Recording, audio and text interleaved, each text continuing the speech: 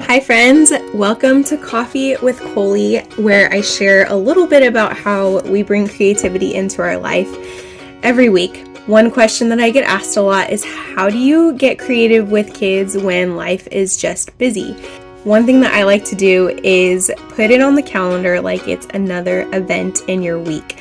So just like you would put a doctor's appointment on the calendar or a play date, I like to put it on the calendar like we are going to create, and it's going to take us 30 minutes or an hour.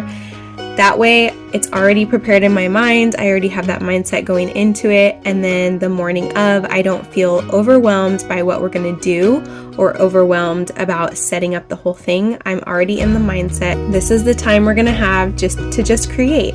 And it gives me a little bit more space to breathe, to allow messes to happen, and to just enjoy the moment with my kids and create together.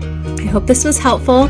If it was, join my email list so we can connect more and I can share more inspiration and tips right inside your inbox.